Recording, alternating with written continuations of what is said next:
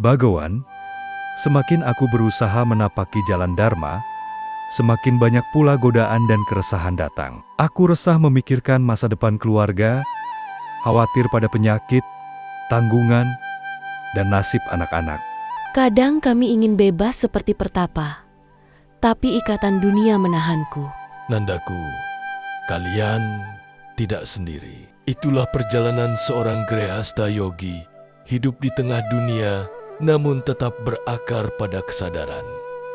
Dengarkan sabda ini. Mana sewa manusyanam karanam bandamoksayo. Pikiranlah yang menjadi sebab keterikatan dan pembebasan.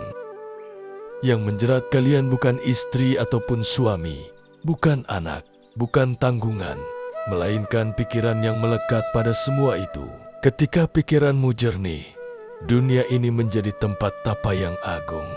Namun bagaimana mungkin kami tenang bila penyakit dan kematian mengintai setiap saat? Penyakit dan kematian hanya menggoyang tubuh, bukan kesadaranmu. Deho marishati, natuam, tubuh akan mati, tapi bukan dirimu yang sejati. Bila engkau sadar bahwa engkau bukan tubuh ini, melainkan saksi di baliknya, maka bahkan di tengah sakit pun, kedamaian tidak akan goyah. Bhagawan, kadang aku ingin lari dari dunia, tapi mengapa aku masih mencintai keluargaku? Apakah itu salah? Tidak, Nanda. Cinta tidak salah. Yang salah adalah keterikatan. Cintailah mereka sebagai percikan Brahman, bukan sebagai milikmu. Jagat mitya, Brahma satyam.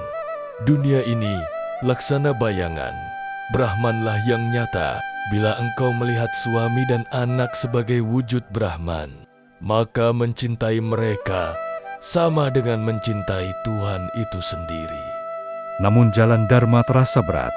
Godaan dunia datang silih berganti. Nanda berdua, dunia ini seperti pasar yang ramai. Engkau boleh berjalan di tengahnya, tapi jangan membeli segala yang dilihat. Biarkan mata melihat, telinga mendengar, tangan bekerja. Namun hati tetap hening, berlabuh pada kesadaran. Yat bawam tat bawati. Engkau menjadi seperti apa yang engkau yakini. Jika engkau yakin bahwa engkau adalah kesadaran, maka segala peristiwa hanyalah gelombang di samudra dirimu. Apakah mungkin kami mencapai kedamaian di tengah rumah tangga tanpa meninggalkan dunia? Sangat mungkin, Nanda. Bahkan, seorang grehasta yang sadar lebih suci dari Pertapa yang lari dari kehidupan. Ia berjuang di tengah badai, namun tetap diam di dalam. Itulah moksa di tengah dunia. Itulah yoga yang hidup. Yatra-yatra manoyati, tatra-tatra samadaya. Dimanapun pikiranmu berkelana, di sana pula engkau dapat menetap dalam samadhi. Bila kesadaranmu tidak berpaling dari sang diri.